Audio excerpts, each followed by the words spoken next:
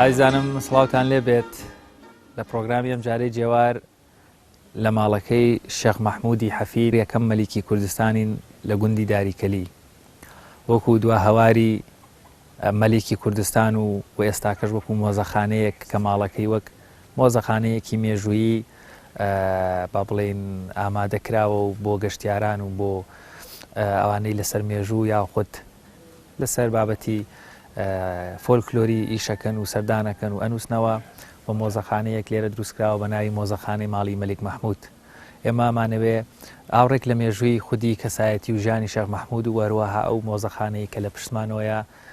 قسە بکەین و سەرنج بخەینە سەری بۆ هیوایەن لەگەڵمان بن. من ئەچمە ناو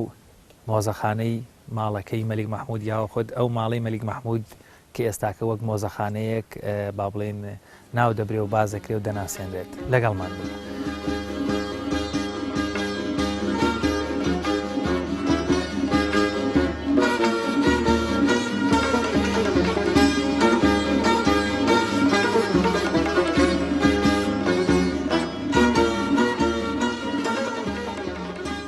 هەڵکەوتی جوگرافیایی گوندی داریکەلی یاخود ئەو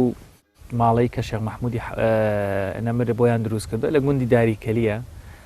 گوندی داریکەلی لە ڕووی ئیداریەوە سەر بە ناحیەی بازیانەوەتە لە سنووری پارێزگای سلێمانیە توانین بڵین بە دووری ئەگەر بە جادە خۆڵەکە یاخود بۆ جادە قیرەیە تا ئەگاتە ناو گوندی داریکەلی 50 کیلۆمەتر لە باشووری خۆراوای سنتەری پارێزگای سلێمانی دوورە تا ڕادەیەک لە کەنار چاکانی بەرانان تێدەپەڕی دێتە گوندی داریکەلی وەکو کۆتا گوندی سنووری با بڵێن ناحی سەر بە ناحیەی بازیانە لە پشتەوە ئیتر قەرەداغ دەست پێ دەکات لە سلۆری سنووری ئیداریەوە. گوندەکە لە دامێنی چایەکە و خودی ماڵەکەی مەلیک مەحموودیش لە بەشی سەرەوەی گوندەکە واتە تا ڕادەیەک لە بەشی خۆرهەڵاتی گوندەکە لە بەرزایەکە خانوویەک بە شێوازێکی لاکێشەی زۆر جوان دروست کراوە و باخێکی سەوزی لە بەردەما هەیە ئیتارێک و حوشەیەکی زۆر جوانی بۆ کراوە. هەڵە هەڵکەوتەی جوگرافیایەکەی تا ڕادەیەک لە شوێنێکی زۆر گونجاو و زۆر دیاری ناو داریکەلیە سەوزایەکی زۆر لە دەوریەتی بە شێوازێکی گشتی توانین بڵێن گوندی داریکەلی لە ڕووی داریەوە وەک باسمان کە سەر بە ناحیەی بازیانە لە سنووری پارێزگای سلێمانیە لە باشووری خۆر ئاوای سنتەری پارێزگای سلێمانی بە دووری 50 کیلۆمەترێک. لێرە وەکو کۆتا وێزگەی ژیانی یەکەم مەلیکی کوردستان شێخ مەحموودی حەفید لەم شوێنە بووە، لەم شوێنە جوگرافیایە بووە. توانین بڵین لە جوانترین بەشی گوندی داریکەلی خانووی و هەروەها بێتەوە باخەکەی شێخ مەحموودی حەفید بنیات نراوە.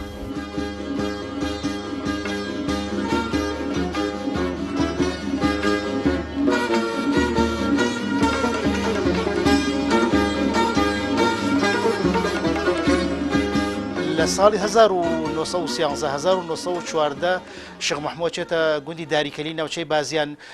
گوندی داریکەلی ناوچەی بازیان مڵکی شێخ مستەفای نەقیب بووە. شێخ مستەفای نەقیب مامی شێخ مەحموودی حەفیدە و لە ساڵ 1902 کە وەفاتەکە شێخ مستەفای نەقیب لە ڕێگەی حەج وەفاتەکە کوڕی نابێ برازەکانی شوێنێگرنەوە کە شێخ مەحموود برازای بووە. شێخ مەحموود شێخ بووە لە کەسایەتی دیارەکانی بنەماڵەی سادات و بنەماڵەی حەفید. ئەو ئەچێتە سەر مڵکەی مامی خۆی شێخ مستەفای نەقیب ئەچێتە گوندی داریکەلی و بە دەقیقی لە ساڵی 1913 لەوێ خانووی شاهانە دروست ئەکا لە داریکەلی و لەوێتر بازیان هەمووی مڵکی شێخ مەحموود وەرجێردەستی شێخ مەحموود بووە. لە مایسی 1940 کە شۆڕشی ڕەشید عالی گەیلانی ڕووەدا لە عێراق و لە بەغا هەلی بۆ ئەڕەخسێ شێخ مەحموود لە بەغداوە ئەگەڕێتەوە. ئیتر خەڵکانێک تەرتیبەکات بە سیارەی دێنێت دەڤەری کفری لە کفریەوە بە سواری دێتەوە. ئەو ئێستا هەندێکی ئەو کەسانی کە هێناوێنێتەوە هەمووی ناوەکانی یاد ناکەوێتەوە. یەتە کفری دوای لە کفریەوە دێتەوە لێرەوە سوارە دەیان سوارەی کورد ئەچن بە پیریەوە بۆ ناوچەی گەرمیان و لە کەلیسە گرمە لە ناوچەی قەرەداخەوە دێتەوە سەرەتا لە ساڵ 1940 دێتەوە کە ڕائەکە لە مانگی 56 بووە کە شۆڕش عالی لە مانگی 5 بووم بە شۆڕشی مایسی عالی گەیلانی هاتووەتەوە ماوەیە لە گوندی سیتەک دانیشتووە. دوای چەند مانگێک لە مانگی دەی 1940 چۆتە گوندی داریکەلی کە خۆی لەوێ ماڵی هەبوو مڵکی خۆیان بۆ دەڤەری بازیان هەمووی مڵکی شێخان و شێخ مەحموودی حەفید بووە. بووە ئەچێتە گوندی داریکەلی دائنیشێ بەڵام حکومت ئەو قەرارەی لێوەرەگرێ وعدەی بەڵێنەی لێوەرەگرێ کە بە هیچ جۆرێ نابێت چالاکی سیاسی بکە لە ساڵی 1940ەوە شێخ محمودی حەفید لە گوندی داریکەلی لە ماڵی خۆیان دانیشتووە بەڵام خەڵکان و کەسایەتی و خەڵکی عەرەب و کورد و ڕۆشنبیر و نووسەر ئەمانە سەردانیان کردووە لەوێ لە گوندی داریکەلی بۆ بەڵام هیچ چالاکیەکی سیاسی نەبووە سەرپەرشتی مڵکەکانی باوکی کردووە و پێشوازی میوانی کردووە دیوەخانی هەبوو ماڵێکی شەهانی هەبوو بەردەوام ڕۆژانە دەیان و سەدان میوانی هەبووە خەڵک سەردانی کردووە هەموو جۆرە کەسایەتەکان سەردانیان کردووە.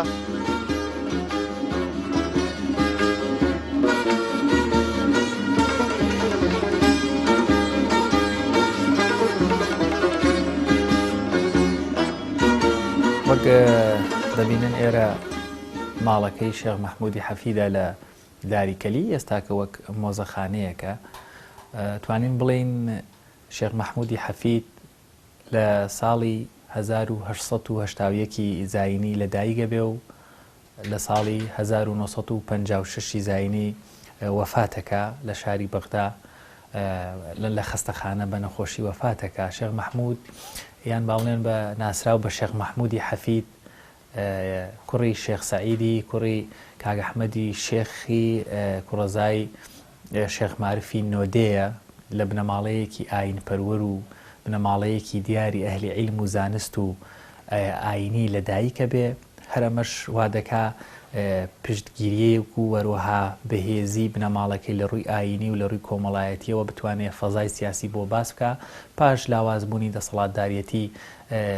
میرایەتی کوردەکان و لاوازبوونی نەمانی دەسەڵاتدارەتی بابانی ئەمە هەروەها دروستبوونی ئەو گۆڕانکاریە سیاسیانەی لە ناوچەکە و لە ئەقلیم لەو کاتەیە ڕوودا و هاتی ئینگلیزەکان دەرفەتێک بۆ شێخ محمودی حەفید دروست دەبێت لە ساڵانی 1990 وەکو پیاوێکی سیاسی و ئاینی بێتە ناو ساحەی سیاسی لە هەرێمی کوردستان ئەو کاتەی کوردستانی ئێستا هەرێمی کوردستانی ئێستا ئەبینین لە ساڵانی 1922 پاش کۆمەڵێک ئەوەی نەفی دەکرێتە ناوچەکانی هندستان و پاشان دەگەڕێتەوە لە ساڵانی 1990 نەفی دەکرێت و لە ساڵی 1922 بۆ 23 مەملەکەتێکی سربەخۆ لەم ناوچەی یان لە سنووری هەرێمی کوردستانی ئێستا و کاتە وەکو مەلیکیەتێک ڕادەگەێنێ خۆی دەبێتە مەلیک و پاشان لەگەڵ ئینگلیزەکان لە کێشمە کێشمی سیاسی و وەروە کۆمەڵێک جار دوویان خستێتەوە و دیسان تووشی شۆڕش بۆ ڕاکردن و شۆڵکردنی سلێمانی و پاشان هاوکاریکردنی کۆمەڵێک ڕووداوی سیاسی وەکو محمود خانی دزڵێ و هاوکاریکردنی دژی ئینگلیزەکان و بە شێوەیەکی گشتی تاوەکو ساڵانی 1940 بۆ 43 دیسانەوە کاو کات حکومەتی عێراقی شێخ محمودی حەفید دەنێرێتەوە بۆ داریکەلی و لەم شوێنەی کە ئێستا کە ئێمە لین وەکو کۆتا وێزگەی حیاتی شێخ محمودی حەفید لێرەیە ئەم قانوانەی بۆ دروست دەکرێت و لێرەیە دەمێنێتەوە تاوەکو کاتی وەفاتەکەی بەس لە بەغدا وەفات دەکا و بە نەخۆشی بە شێوەیەکی گشتی و پوختیە توانین بڵێن شێخ محمودی حەفید لە ماوەی ژیانیدا وەکو پیاوێکی هەم ئاینی هەم کۆمەڵایەتی هەم سیاسی لە کوردستاندا ڕۆڵێکی باشی گێڕاوە وەروەها لە ململانی و کێشمە سیاسیەکانی نێوان ئەو کاتە ئینگلیزەکان لەگەڵ کوردەکان وەروەها دەوڵەتی عوسمانی کە بەرەو لاوازی ئەچوو لە کۆتاییەکانی بوو لەگەڵ ئینگلیز لەگەڵ کوردەکان بە شێوازێکی گشتی توانین بڵێن ڕۆڵێکی دیاری هەبووە مەلیک محمود یاخود شێخ محمودی حەفید هەر لەبەر ئەمە شابینین لە ناو ئەدەبیاتی کوردی زۆرێک لە شاعرانی دیار و هەروەها نووسەرانی بەرزی ناو ئەدەبیاتی کوردی دەبینن بە باڵای شێخ محمود لە بۆ دوورکەوتنەوەی و لە بۆ هاتنەوەی وەروە بۆ وەفاتی و بۆ دەسەڵاتداریەتەکەی هۆنراوەیان هۆنیوەتەوە ئەمەش لەبەر گەورەی و لەبەر ڕاستگۆیی و ڕاستڕەوی شێخ محمودی حەفید لەگەڵ خودی خۆی و گەلەکەی و وەروە ئەو ئایدیا سیاسی کە هەی بووە.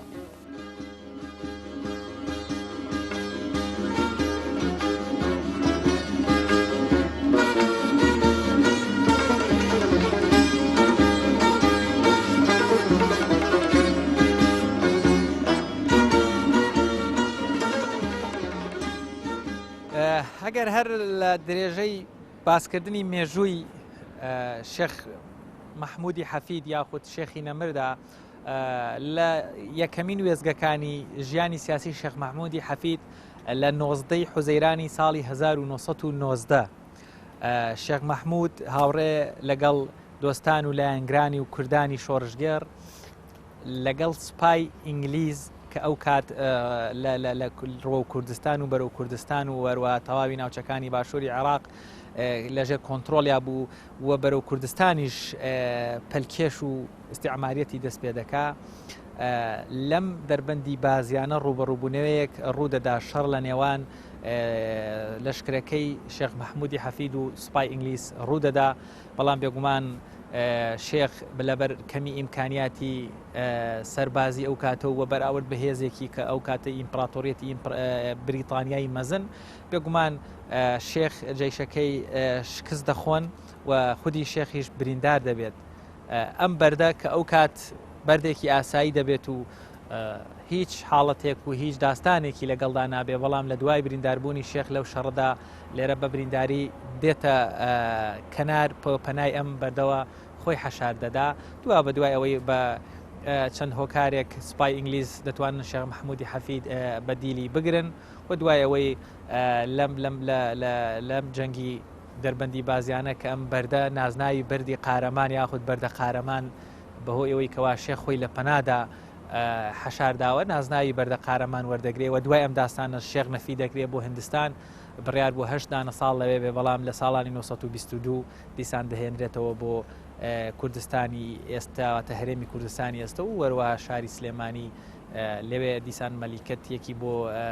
دروست دەکرێتەوە بە شێوەیەکی گشتی بەردە قارەمان چیرۆکەکەی دەگەڕێتەوە بۆ 19 حوزەیرانی ساڵی 1990 کە و کات شێخ مححمودی حەفید بە برینداری لە بەنا ئەم بەدەیا خۆی لە سوپای ئینگلیس دەشارێتەوە حەشار دەدا بەڵام بەداخەوە کە دەکەوێتە دەست ئینگلیزەکان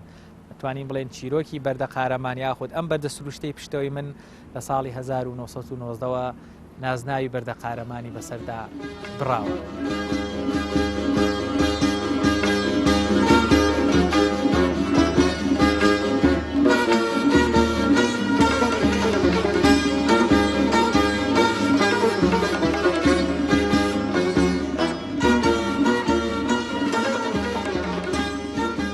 شێخ مححمودی حەفید یەکێکە لە کەسایەتی دیارەکانی سەرەتای سەدەی 20ەمی کوردستان ئەتوان بڵێن هەموو کوردستان و باشووری کوردستان بە تایبەتی لە کاتێکە کە دەوڵەتی عوسمانی کۆتایی دێت و داگیرکاری ڕۆژئاوە بەریتانی دێتە عێراقێکێک لەو کەسایەتیانی کە لە عێراق بەریتانیەکان حسابی لەگەڵاکەن و سەردانی ئەکەن و گفتوگوی لەگەڵاکەن شێخ مححمودی حەفیدە شێخ مححمودی حەفید لە ساداتی بەرزنجەیە کوڕی شێخ سەعیدە شێخ سەعید کوڕی شێخ محەممەد بچکۆلەیە شێخ محەممەد کوڕی کاکەحمەی شێخی سلێمانیە کاکەحمەی شێخ کوڕی شێخ معروفی نۆدەیە ئەمانە هەموو کەسایەتی ئاینی و شێخی تەریقەت بوون و بەرزنجەکان پێگەیەکی بەهێزیان هەبوو لە سەردەمی بابانەکانیشە مزگەوتی گەورە و دەسەڵاتی ئاینی بەدەست ئەوانەوە بۆ شێخ معروفی نۆدەهی بە تایبەتی هەمومان ئەزانین کە لە مێژووی کوردە کاتێکیش کە دەسەڵاتی بابانەکان کۆتایی دێت بۆ پڕکردنەوەی فراغی کارگەڕی و ئیدار و سیاسی عوسمانەکان پەنابن بۆ ئەو کەسانەی کە پێگەی کۆمەڵایەتیان بەهێز بووە لە هەموو کوردستانە لە دەڤەری سلێمانیا بێگومان بەرزنجەکان پێگەی ئاینی پێ دەریۆشایەتی و تەریقەتی شێخایەتیان بەهێز بووە عوسمانەکان بۆ پڕکردنەوەی ئەو دەسەڵاتە هەم دەسەڵاتی سیاسی و ئیداری هەم دەسەڵاتی شێخایەتی و دینی ئەکەوێتە دەستی بەرزنجەکانەوە شێخ مححمودی حەفید لە ساڵی 1970 یان 1982 لە شاری سلێمانی لەدایک بووە لە مزگەوت و لە حوجرەکانی سلێمانیە خوێندوێتی لەبەر ئەوەی باوکی شێخی تەریقەت بۆ شێخ سەعیدی حەفید شێخ سەعیدی کوڕی شێخ محەممەد بچکۆلە کوڕی کاکەحمەی شێخ و پەیوەندی بەهێزیان هەبووە لەگەڵ ئەستانە لەگەڵ بابی عالی و دەوڵەتی عوسمانیە ساڵانە جارێک دووجار سەردانی دەوڵەتی عوسمانیان کردووە ئەمە هەلی بۆ شێخ مححمودی حەفید ڕەخسانووە کە هەم لە سلێمانیا لەدایک بۆ لە حوجرەکانە خوێندوێتی و لە بنەماڵەیەکی شێخی گەورە و ناودارە گەورە بۆ سەردانی ئەستەمبوڵی کردو ئەمە واکە کە شێخ مححمود کەسایەتی دەربکەوێ و هۆشیاری سیاسی لا دروست ئەبێ کاتێکیش کە لە سەرەتای سەدەی 20ەمە دەوڵەتی عوسمانی کۆتایی دێت و لە چەند دەوڵەتێکی نەتەوەی لە ناوچەکە دروست دەکرێت و بەریتانیاش بە دوای خەڵکانی خاوە نفوزە ئەگەڕێ شێخ مححمود یەکێکە بێت لەو کەسانی کە بەریتانیەکان ئەیدۆزنەوە چونکو شێخ مححمود لە ساڵی 1950 بەشداری شەڕی شوعەیبەی کردووە ولا چەند ڕووداوێکی ترا دەرکەوتون پێگەی بەرزجەکان بەهێز بووە لەم دەڤەرە هەم لە سەردەمی عوسمانەکانە کە پشتگیری و هاوکاری باش کراون هەم پێگەی نفوسی دەسەڵاتی ئاینی و دەریێشایەتی و شێخایەتیان بەهێز بووە لە ساڵی 1970 بە دەقیقی لە کۆتاییەکانی مانگی دەی ساڵ 1970 کاتێک مێجر نۆئیل نوێنەری دەوڵەتی بەریتانیا کە دێت بۆ عێراق و دێت بۆ کوردستان و دەسەگرێ بەریتانیەکان دەسەرگرن بە کوردستانە لە کۆتایی مانگی ئەچێ سەردانی داریکەلیەکە 3 ڕۆژ لە گوندی داریکەلی لەگەڵ شێخ محمودی حەفیدا ئەمفۆزاتی کردو گفتوگوی سیاسیان کردو کە شێخ محمود بێ بە حاکمی کوردستان کوردستان و عێراق لەژێر داگیرکاری بەریتانیا بێ بەڵام حاکمی مەدەنی شێخ محمودی حەفید بێ ڕێەکەون لە 1970 ئەگەڕێنەوە بۆ سلێمانی و لە سەرای سلێمانیە ئیعلانی حکوومەتی باشووری کوردستانەکەن کە شێخ محمودی حەفید حاکم بێ و مێجر نۆئێلیش ڕاوێژکاری سیاسی بێ بەڵام دەسەڵات هەر بەدەست بەریتانیاوە بووە دەسەڵات بەدەست بەریتانیا بۆ بەڵام دوای تقریبان زۆری پێناچێت ساڵێک ناگەڕێتەوە لە مانگی مایسا لە مانگی 1990 کێشەکەوێتە نێوان شێخ محمود و حکوومەتی بەریتانیا شێخ محمود لای خۆی بڕیاری لای خۆی وەنیەتی ئەوە بووە کە دەوڵەتی داگیرکاری بەریتانیا دەوڵەتی هەری کۆماری کوردستانی بۆ دروستکە ئەو لێرە یان پادشایەتی کوردستانی بۆ دروستکان بێ بە مەلیک و حکوومەتی کوردستان دروست بکە چەند جارێکیش وعدی پێ ئەدەن ئەمە شەفەیە بەڵگەنامە وەسیقەیەکی نووسرا و ڕسمی ڕەنگە بەردەست نەبێ ئیتر شێخ محمود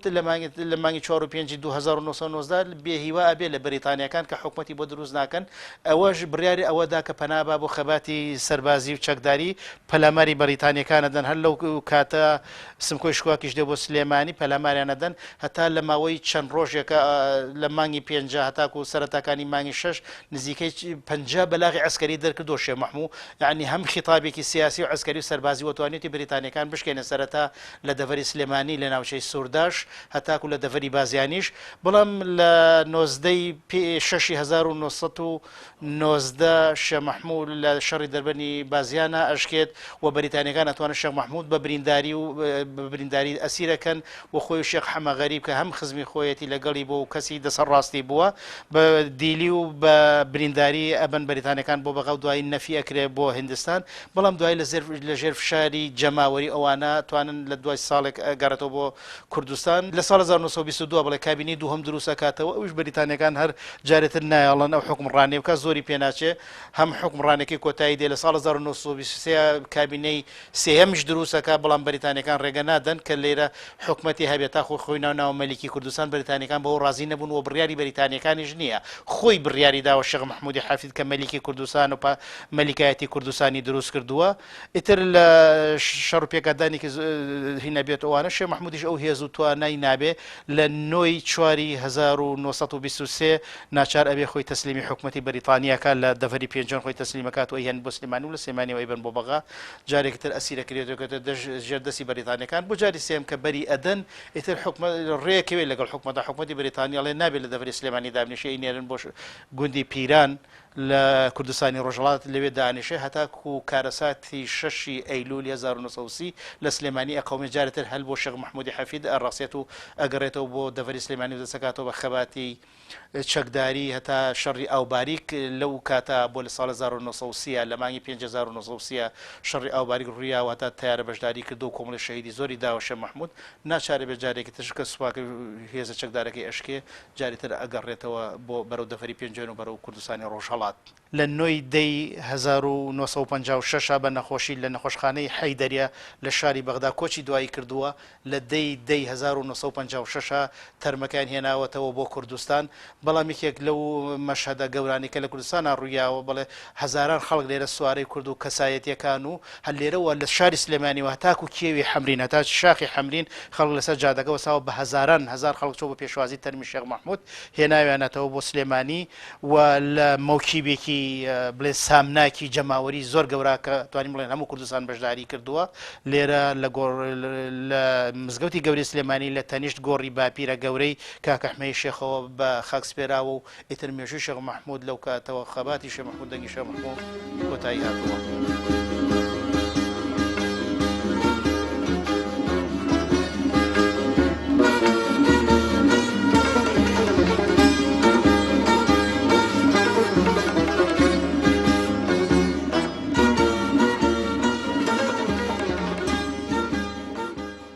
بەڵایزان ئەگەر باس لە پێکهاتی خانوەکە بکەین وەک دەبینین بە قادرمەیەک دێە ناو بەرهەیوانێکی گەورە خانوەکەی شێخ بە شێوەیەکی لاکێشەیی لە بناری چاکە دروستکراوە پێگاتووە لە چەند بەشێک بەشی شوێنی مانەوەی میوانەکانی شێخ لەگەڵ ئەو شوێنەی کەوا خودی شێخ دانیشتۆ میوانی بینیوە لەگەڵ مانەوەی خودی شێخ و خانەوادەکەی لەگەڵ مەطبەخێک لەگەڵ کۆمەڵێک مشتەمەلاتی تریش و ئەم بەرهەیوانەشەیە لەگەڵ من بن دەمەوێت سەردانی ناو مۆزەخانەکە ناو خانەوەکە بکەم لەگەڵ ئەو بەشانەی لە خانۆکە هەیە ئەوەی لێرە ئەگەر برایان هاوکار بن محمەدگیان وەرە سەرەوە ئەم بەشەی ئێرە بەشی بینینی شوێنی بینینی میوانە تایبەتەکانی شێخ بوواتە و میوانانەی کەوا هاتوون عفوان مانەوەی میوانەکانی شێخ بووە و میوانانەی هاتوونەتە لای شێخ مەحموود و ماونەتەوە ئەلەم بەشەی خانوەکە ماونەتەوە ببینن ئەیوانێکی گەورە هەیە لەگەڵ دوو غرفەیە لە تەنیشت یەک دەرگایان بۆ کراوەتەوە غرفەکانیشە کامێکیان بە فراوانەیەکی گەورە دروستکراون لە ئێستادا کۆمەڵێک وێنە و یادگاری شێخیان لەسەردانراوە ئێم بەشە شوێنی مانەوەی میوانە تایبەتەکانی شێخ بوون واتەوە میوانانی هاتوون لای شێخ ماونەتەوە لەم لێرە پێشوازیان لێکراوە ماونەتەوە لێرەش ئەمە یەکێکی ترە لە غورفەکان دوو پەنجەرەی هەیە ئەڕوانێتە سەر باخەکە وەروەها بە شێوازێکی لاکێشەی زۆر درێژ دروستکراوە کە نۆژەن کراوەتەوە لە ساڵی 2009 بە هەمان ئەو دیزاینەی وەکو با بڵێن ئەو کەسانەی سەرپەرشتیاری ئێرەن ئاماژەی پێەکەن بە هەمان دیزاین و بە هەمان جوانی دروستکراوەتەوە وێنەیەکی زۆری شێخ لە کاتی با بڵێن شۆڕش و لە کاتی ئاوارەیی و لە کاتی هەتا هەنێک مەراسیمی ناشنەکەی و دیدارە تایبەتەکانی و وێنەی شخصیەکانی لێرە بە جوانی هەڵواسراون وەکو یادگاریەک وەکو مۆنۆمنتێک بۆ شێخەبینی یادگارێکی زۆری شێخ مەحموود و هاوڵەکانی و خانەوادەکەی لەم غورفەیە کە شوێنی حەوانەوەی میوانە تایبەتەکانی شێخ بووە هەڵواسراون بۆ نمونە وێنەیە لە ڕۆژی 23/5/1945 لە بەردە قارەمان گیراوە هەندێک لێوێنەکان یادگاریان لەسەر لێرە شێخ لەسەر ئەسپێکەوەیە و لێرەش لەگەڵ کۆمەڵێک ڕۆشنبیر و شاعیر و زانا و وێ دەچێت بەردەم مزگەوتی گەورە بێ لە شاری سلێمانی کۆمەڵێکی زۆر وێنەی هەیە لەگەڵ پیاوانی سیاسی و لە مەجلیسی پیاوانی ئاینی و ئەدەبی و ئەوانەشە وەک باسمان کرد ئەیوانەکە دوو ژووری لەسەر ئەمە ژوورێکیان بوو بزانین لێرە شی هەیە کە شوێنی مانەوەی میوانە تایبەتەکانی جەنابی شێخە لێرەش بە هەمان شێوە ئەم غورفەیەمان هەیە بەراورد بە غورفەکەی تر کەمێک چکۆلانەترە بە هەمان شێوە و سەقفێکی دارین و ژێرەکەی بەو بەردانە لە شێوەکەی کاشین ڕێکراونەتەوە و کۆمەڵێکی زۆر وێنە و یادگاری شێخ مەحموودی نەمر لێرەیە هەڵواسراوە بۆ یادگاری بە هەمان شێوە ئەو دیزاین کراوە لێرەش ئەم وێنەیە لێرە سەرنجی ڕاکێشام پێم وا بێ ئەمە وێنەی کاتی هاتنەوەی لە ساڵی 1946 لە مزگەوتی گەورە سلێمانی کەوا پێشوازی لە تەرمەکەی شێخ مەحموود دەکرێت ئەو قەرەباڵخیەکی ئەوەیە بەڵێ هەوڵەدەم بچمە بەشی تری خانوەکەی شێخ مەحموود بزانم لەوێش چی ئەبینی لەگەڵمان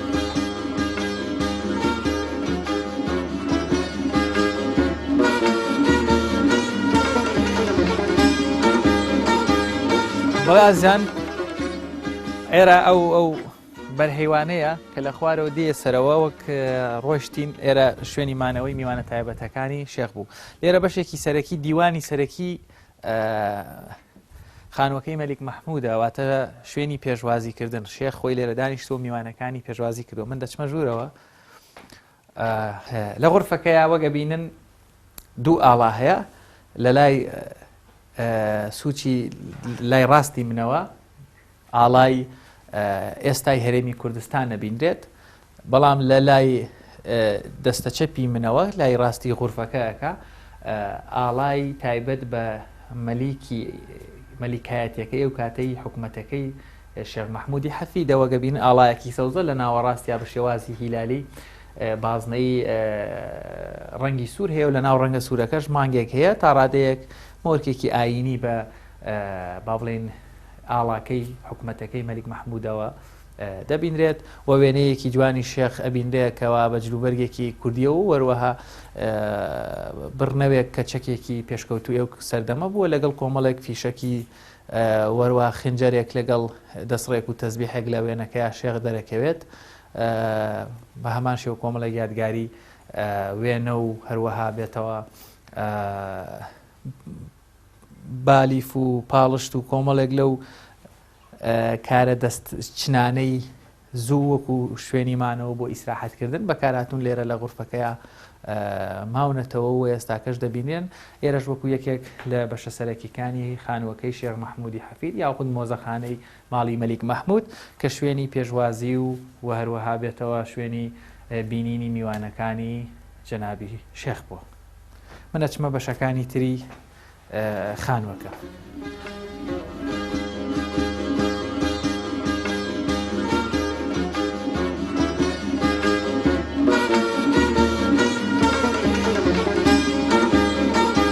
بەشەی خانووەکە کە پێک دێ لە هیوانێک و سێ غورفە و لەگەڵ مشتەمەلاتێک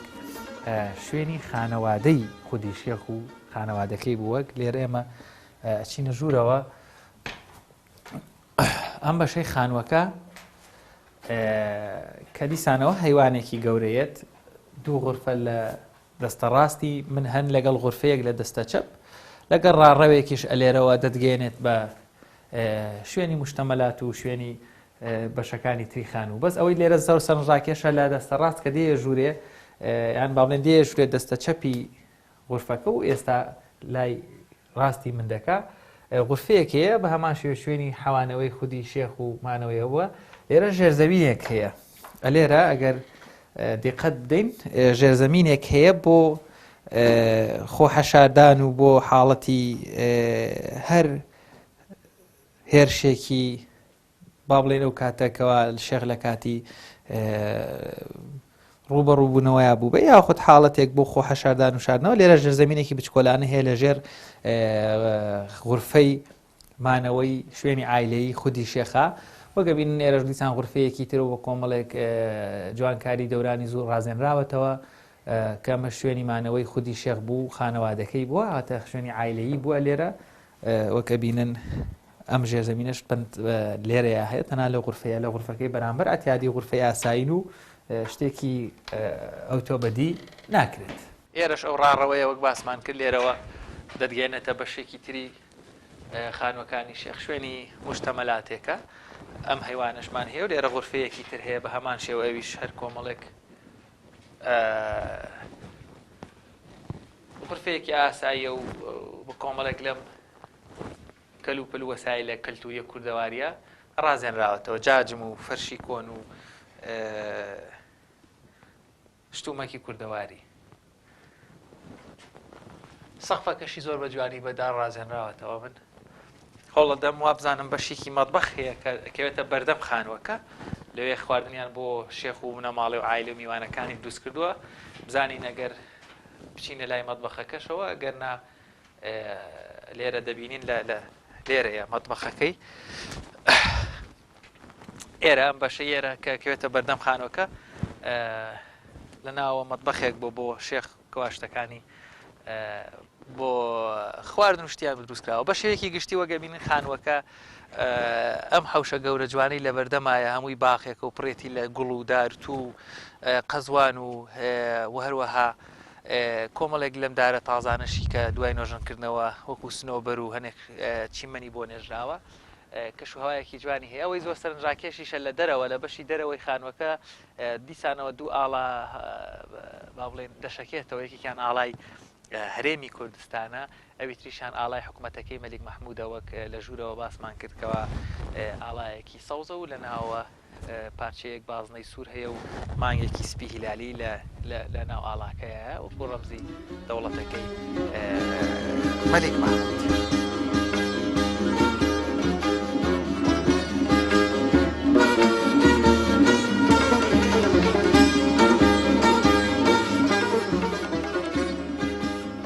کاگەنوەر وەکو بەڕێستان سەرپەرشتیاری ئەم مۆزەخانەیە لێرە لەکەیەکەوە دەست بەکار بوون یاخود ئەم مۆزەخانەیە ئەگەر پرتێک لەسەر مێژووی بنیادنانەکەی ئەگەر زانیاری و هەبێ بۆمان باسکەی لە سەرەتای نۆژەنکردنی مۆزەخانەمە دەست بەکار بوون لە ساڵی 2009ەوە کە نۆژەنکراوەتەوە هەتاکو ئێستا یان لە 2009 بە ڕسمی وەکو نۆژەنکراوە بە ئامانجیکردنی بە مۆزەخانەوە بەشەوەی بکەوە شوێنێکی گشتی بەڵێ بەڵێ باش دەچوو ئێستا یعنی ئێستا ڕۆژانە یاخود ساڵانە بە پێ وەرزەکان سەردانکەرێت بۆ ئێرە بەڵێ بەڵێ ڕۆژانە گەشتیار ڕۆکاتە ئێرە زیاتر لە ڕۆژە پشوەکانە زیاتر گەشتیاریت چەند کارمەندان هەیە بۆی ڕێنمایی بۆ گەشتیارانە وڵی جارێ هەر منی لێم بەڕێستان لێرن زۆر باشە ئەی وەکو ئاوردانەوەیەک وەکو با بڵێن خزمەتکردنێگە کێشەیەکتان هەبێ یا خۆت با بڵێن پێداویستیەک هیچ شتێکتان هیچ کێشەیەک ئەگەر هەبێ لێرە پەیوەندی بەکێوەکەن یا خودت وڵی ئێمە زیاتر بڵێن لە لایەن بەڕێوەبەراتی گشتی ڕۆشنبیری سلێمانیەوە لەگەڵ مۆزەخانەی نیشتیمانی ئەمنە سوورەکە لە ڕێوانەوە لە ڕووی داریەوە سەر بەوانە مۆزەخانەکە سەر بەوانە بەڵێ لە ڕێوانەوە پێداویستەکانەوە بۆ دابی نەکرێت ئەو شتانی لێرە عرضکراون ئەگەر بۆمان باسکەی تەنەها مێژووی شێخ و وێنەکانی و کۆمەڵێک لەو کەلوپەلانی کە هەیە بەڵێ مە بەس خۆی لەمەش کە چۆن بووە ئەم ماسەوارە دروستکراوەوە بۆکو خۆی دروستکراوەتەوە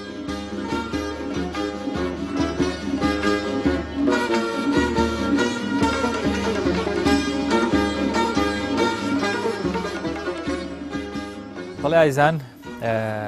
من لە حوشەکەی ماڵی شێخ مەحموودم یا خود مۆزەخانەی ماڵی شێخ مەحموود لە داریکەلی وەک بینیتان ئاوڕێکمان لە مێژووی وەروەها لە پێکهاتە و شوێنی جوگرافیایی و هەڵکەوتەکەی دیزاینەکەی ماڵەکەی شێخ مەحموودی حەفید کەوا لە ساڵانی چلەکانی سەدەی ڕابردوو لێرە دروست کراوە بۆ شێخ مەحموودی حەفید من لە داریکەلی و لێرە و لە پەنا کۆتا وێزگەی ژیانی شێخ مەحموودی حەفید یەکەم مەلیکی کوردستان پرۆگرامی جێوار بە کۆتایەنم هەر شاد من خواتان لەگەڵ